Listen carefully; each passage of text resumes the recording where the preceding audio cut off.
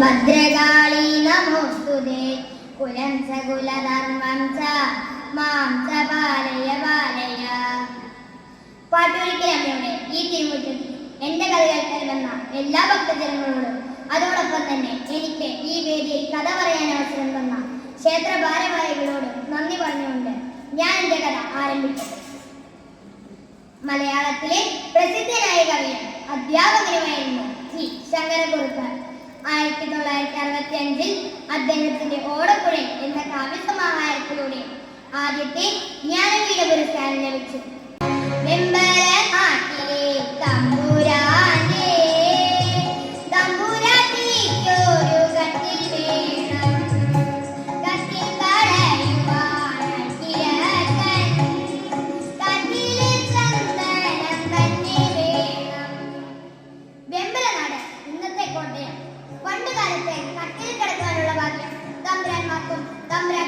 മാത്രമേ ഉണ്ടായിരുന്നുള്ളൂ എന്നതാണ് സത്യം. പൊതുജനം നിലത്ത് പായിട്ട് കിടന്നുകൊള്ളണം. കട്ടിൽ കിടക്കാൻ കട്ടില്ലാത്തതല്ല, പുതിയ മട്ടിൽ ചന്ദനം കൊണ്ട് തന്നെ എന്ത് വേണം.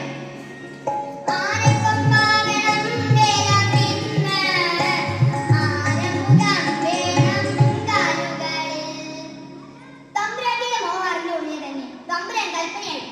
ആരുടെ മീനൊക്കെച്ചോട് വരാൻ പറയൂ. മേനൊക്കെ ചെന്നാൽ കാര്യസ്ഥനാണ്. തമ്പുരാന്റെ കൽപ്പന കേട്ട ഉടനെ തന്നെ മേനൊക്കെച്ചരും മേനന്മാരും തച്ചന്മാരും നായന്മാരും ഒക്കെയായി ഒരു വൻപട തന്നെ വാക്കത്തെയും കോടായും എടുത്ത് തമ്പുരാനോട് ചാനിച്ചു തൊഴിലിറങ്ങി. ചന്ദനമരം തേടിയിരുന്ന അവരുടെ മനസ്സിൽ തമ്പുരാട്ടിയുടെ രൂപഭംഗി തെളിയുകയാണ്.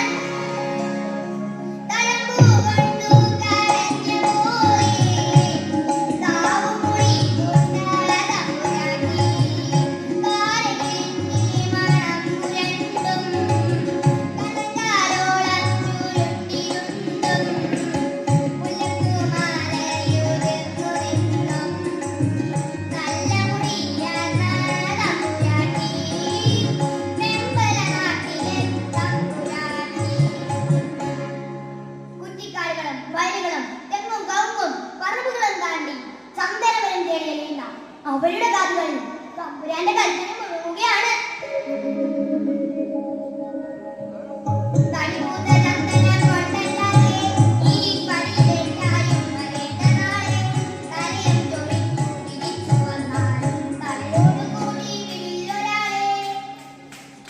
നടന്നു നടന്നു നേരെ ഉച്ചയായി. വിശപ്പും ദാഹവും സഹിക്കാതായപ്പോൾ കയ്യിൽ കരുതിയ പൊതിച്ചോറുന്നതിനാൽ ഒരു അരികയുടെ നേരിട്ട് മരത്തളഞ്ഞിൽ അവർ ഇരുന്നു. ഭക്ഷണം കഴിക്കുന്നതിനിടയിൽ ഒരാൾ ചോദിച്ചു, അതാ അങ്ങോട്ട് നോക്കൂ, എന്താണത്?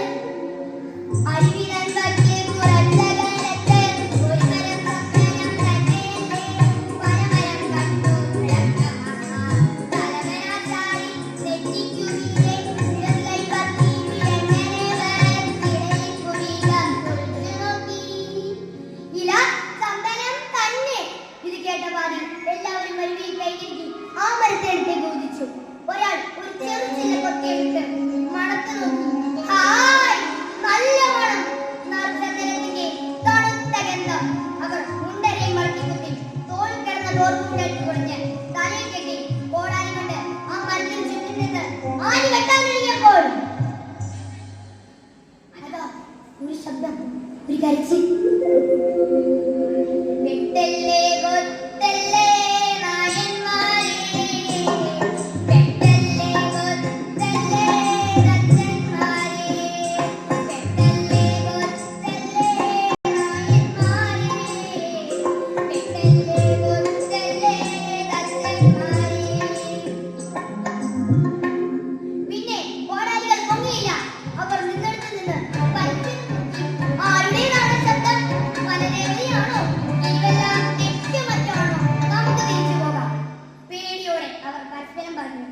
പക്ഷേ ചന്ദനമരമില്ലാതെ എങ്ങനെ തിരിച്ചു പോകും?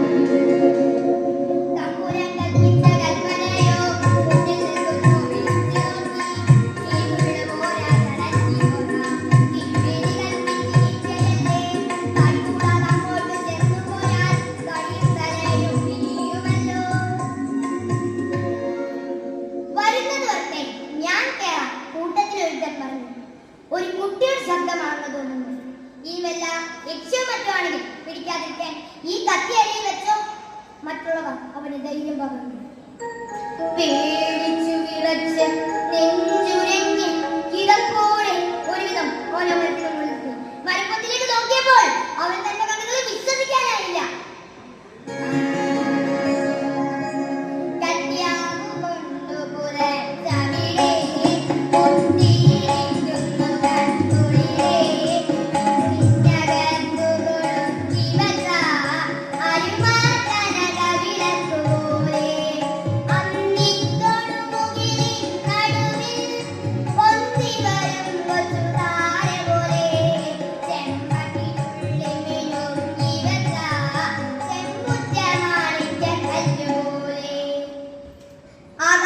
നക്ഷത്രം പോലെ ഇരുളിൽ കൊളുത്തി വെച്ച വിളക്ക് പോലെ ചെമ്പകത്തിന്റെ നറുപൊട്ട് പോലെ സുന്ദരിയായ ഒരു പെൺകുട്ടി. ഈ പെൺകുട്ടി എങ്ങനെ ഈ മരപ്പൊത്തിലെത്തി? ആരോമൽ കുഞ്ഞിനെ തട്ടാൻ നോക്കി ആനറാണി പക്ഷി കൊണ്ടുപോന്നു. മരപ്പൊത്തി ഇരുത്തി പോലും ഓമനിച്ചങ്ങനെ കൊട്ടി പോലും. റാഞ്ചിക്കൊണ്ട് വന്ന കുഞ്ഞിനോട് പക്ഷിക്ക് മാതൃനിർവിശേഷമായ സ്നേഹം തോന്നി. അത് കുഞ്ഞിനെ ഓമനിച്ച് ലാളിച്ചു വളർത്തി. രാവിലെ കൂടിട്ടിറങ്ങിയാൽ ഇരുട്ടുന്നതിന് മുമ്പ് തന്റെ കുഞ്ഞിനുള്ള കായികനികളുമായി പക്ഷി കൂട്ടിൽ വന്നു ചേരുമായിരുന്നു. ഈ കുഞ്ഞിനും സ്വന്തം അമ്മയെ പോലെ മാറി ആ പക്ഷി.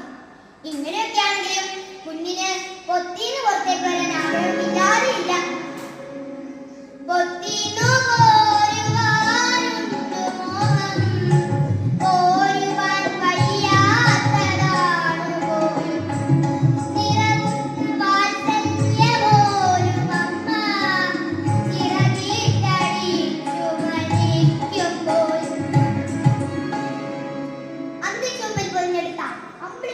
പോലെ കട്ടിയാകൊണ്ട് മൂന്നിപ്പറപ്പിച്ച് കുഞ്ഞിനെ താഴ്ത്തി കൊണ്ടുവന്നു. കുഞ്ഞിനെ എല്ലാവരും നിലം തൊടിയിക്കാതെ വാരി പിളർന്നു. തമ്പുരാന്റെ കൽപ്പന ഓർത്താൻ മേനപ്പറ്റൻ പറഞ്ഞു, ഇനി മരം മുറിക്കാം. പത്തി വരത്തി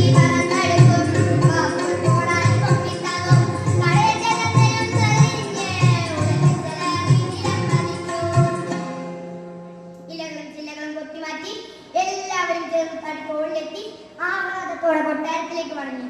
ആഹ്ലാദത്തിനിടയിലും തെല്ലൊരാന്തലോടെ എല്ലാവരുടെയും ഹൃദയത്തിൽ പതിച്ച ഒരു ചോദ്യമുണ്ട്.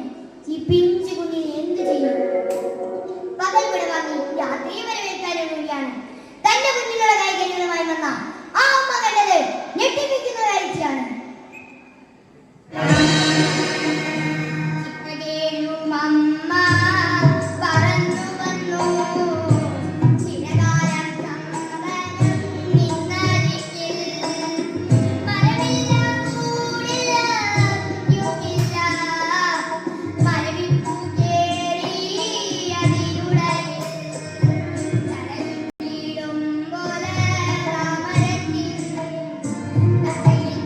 ിൽ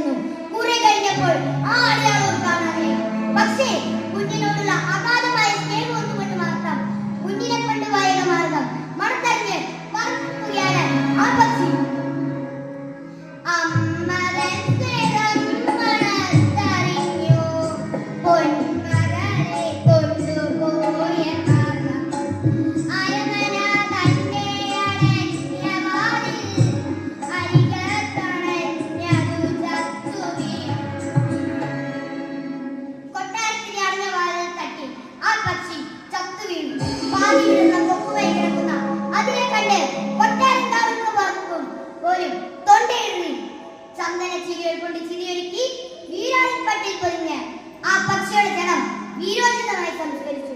പൊള്ളുന്ന ആ കാഴ്ച കണ്ട് ഇളം പൈതൽ പൊട്ടിക്കരഞ്ഞു. കാലം കടന്നുപോയി. ഇളം പൈതൽ വളർന്ന് സുന്ദരിയായി കൊട്ടാരത്തിലെ ഇളമുറ തമ്പുരാന്റെ തമ്പുരാട്ടിയായി. തമ്പുരാട്ടിക്ക് വേണ്ടി അതിമനോഹരമായ മറ്റൊരു സന്നദ്ധത്തിൽ തന്നെ പണികൽപ്പിച്ചു. മട്ടുവാവിൽ തന്റെ പ്രിയതമൻ അവളെ സ്നേഹപൂർവ്വമാക്കത്തിലേക്ക് അയനയിക്കുമ്പോൾ ആ കൊച്ചു തമ്പുരാട്ടി എന്തോ നോക്കുകയാണ്. അവളുടെ കണ്ണിൽ നിന്ന് കണ്ണുനീർ ഊർന്നിറങ്ങുന്നു. അവൾ കരയുകയാണോ? അവളുടെ കണ്ണുകളിൽ നിന്നും രണ്ടു കവിയും കൂടി ഒലിച്ചു കണ്ണീർ. അവളുടെ കണ്ണുകളിൽ നിന്നും രണ്ടു കവിയും കൂടി ഒലിച്ചു കണ്ണീർ. ചിറകർന്നൊരമ്മയെ പറ്റിയോർത്തോ, ചിറകുവിടർത്തുന്ന ഭാഗ്യമോർത്തോ. ചിറകർന്നൊരമ്മയെ പറ്റിയോർത്തോ, ചിറകുവിടർത്തുന്ന ഭാഗ്യമോർത്തോ.